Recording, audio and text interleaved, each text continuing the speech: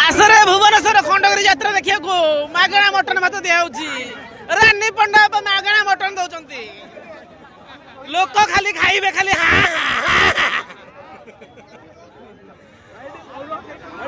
खाली लोक खाइबे खाली मटन भात डालमा भात दे था जोगे शांति लोक खाई जाते जमा मांस ना खाली झोल रानी अपा बर्तन पूरा गरम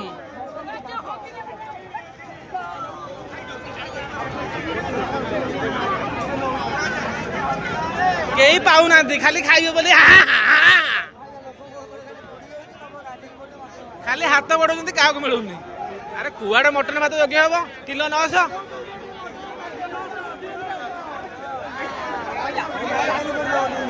भात खाली खाइबे खाली